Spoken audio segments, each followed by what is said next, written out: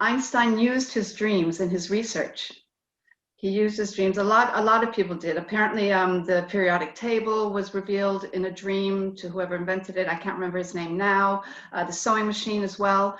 So Einstein said, our intuitive mind is a sacred gift, and our intellectual mind is a faithful servant. And we have created a culture where we honor the servant and we've forgotten the gift. So our intuition, our dreams are a gift, and people have just forgotten it. And I want to bring that knowledge back. Welcome everybody to Wisdom Blogs. My name is Liza Collins, and today I'm joined by Rosanne Jacks, who is a lucid dreaming practitioner and a teacher. She's also the founder of Bristol Spanish, so she's fluent in Spanish. And Rosanne, welcome. Hola. Hola, Lisa. Thank you so much for having me. My pleasure, my pleasure. So today I'd really like you to share your wisdom on dreams and dreaming. Yes. Okay. This is a fascinating subject for me, and I'm so happy that I can come here and share this with everybody, with all of your viewers. I have been dreaming all my life. I've always had very detailed and vivid dreams all my life, not lucid dreams. I'll explain that in a minute. So as my dreams were very, very vivid and very detailed, it was difficult for me not to pay attention to them. They were a really big part of my life, all my life. My friends didn't understand what I was talking about, but my dreams were part of who I was. They were a very important part of my life. And this has been true all my life. Then when I found out about lucid dreaming, which is a different category, that's a dream where you know that you're dreaming. And then when you know you're dreaming, you have access to your unconscious mind and you can do several things. I knew about lucid dreaming, but I wasn't having lucid dreams until I started training to become lucid in my dreams. But in the meantime, I found that strange things were happening in my dreams. For example, I realized that if I had a problem or something that I was thinking about in real life, I would get information about that in my dreams. Or if I asked a question before I went to bed, what should I do about such and such? I would get insights in my dreams. And then other things were happening as well. So for example, I would have dreams where I felt that I was somewhere else. And when I woke up, it's as if I brought back information from that place. So that made me realize that even though scientists say, and they still don't know why we dream, but I have my own theories on that. Dreaming is an intrinsic part of what our brain does. In the same way that our heart beats, our brain dreams. But I think there's more to it than that. I think that a lot of the times when we think we're dreaming or we think that we have dreamt, we've actually been somewhere else. Mm.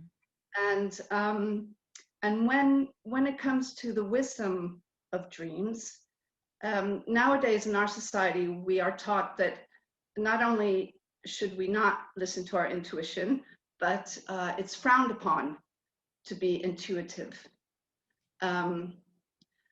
But the ancients knew that dreams were very important.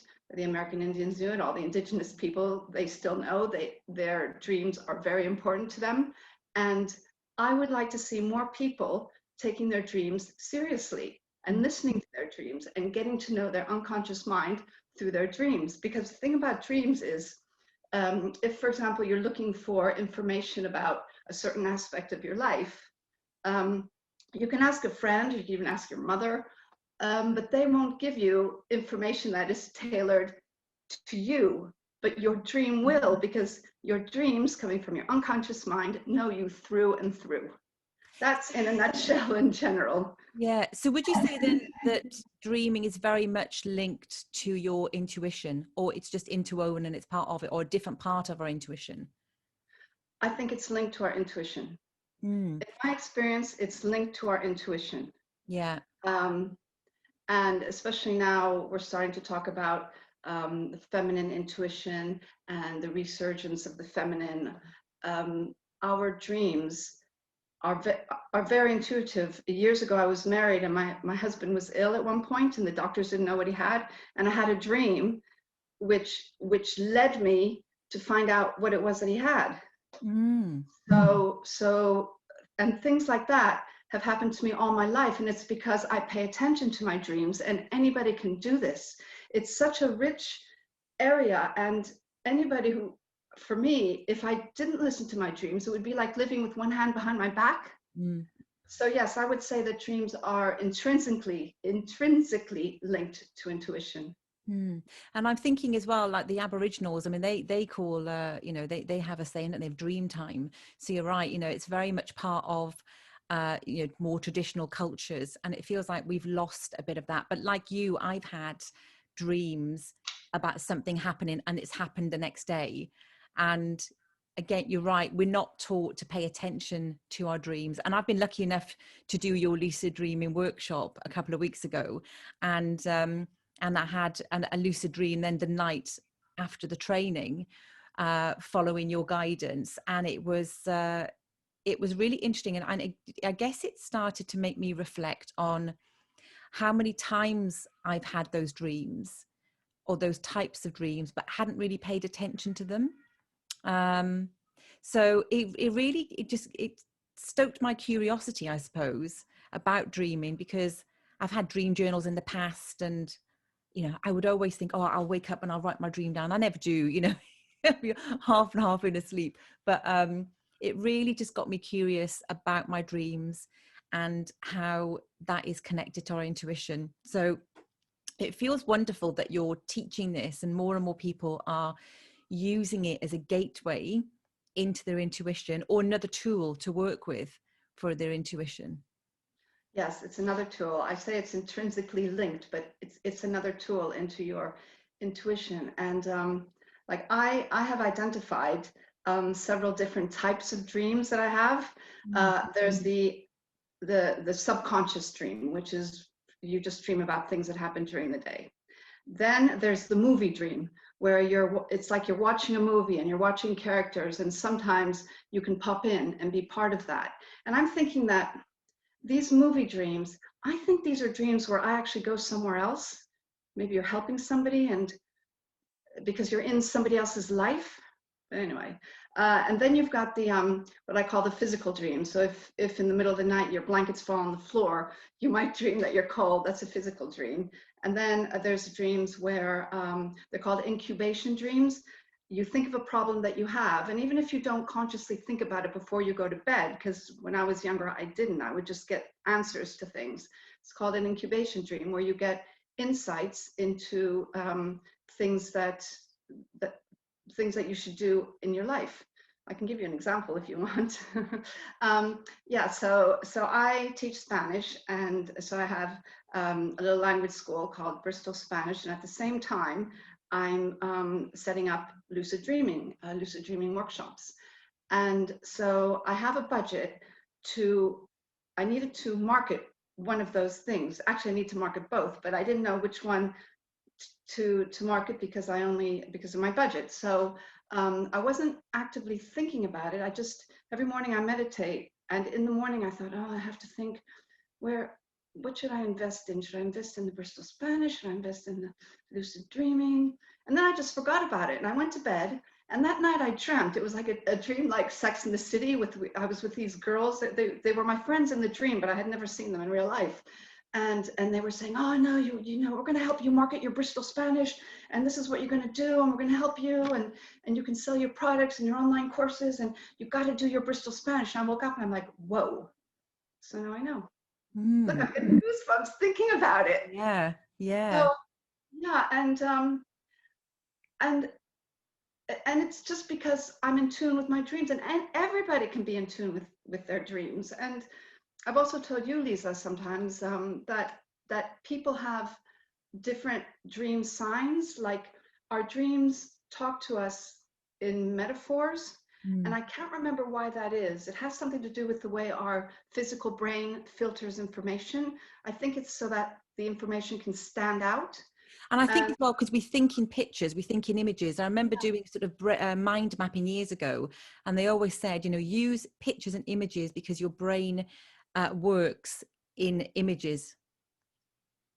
yeah, it could be that. And everybody has their own images. There are universal images, what Carl Jung calls the archetypes, Mm. and we're all connected to the universal unconscious. Then we have our own individual unconscious, and this is why we can get information from dreams, because we're all connected to Mm. that universal mind. But everybody has their own individual personal like signs. So for me, one of my signs for being worried about money is not having adequate footwear. So Right. whenever I'm worried about money, I try not to be because but anyway, whenever I'm worried about money, I always dream that I'm not wearing proper shoes. And then Mm. I wake up and it's like, oh, there I go worrying about money again. And it's because somewhere in my past, somebody put the idea in my head that if you're poor, you don't have proper shoes. So once you get to know your dreams, and I keep a dream journal, it doesn't take that long to write them down. Once you start keeping a dream journal, you will get to know your dreams and you will get to know what your personal signs are. And we also have to remember that our unconscious mind, even though the scientists say, no, it's just a physical function of the brain, um, our unconscious mind, when it presents us with a dream, it's sort of like a friend writing us a letter.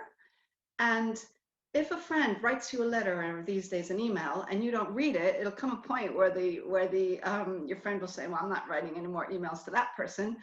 But if you listen to what your unconscious has to say and acknowledge it and say, oh, thank you for that. Yes, I will invest in Bristol Spanish. Yeah.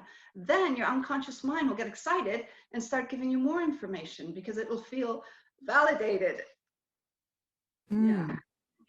And if no, if somebody's never really thought about their dreams or thought about using their dreams to get inspiration or answers to a problem, how would you advise them to do that? How would you, is it a case of setting an intention before you go to sleep, or writing it down, or what would you advise?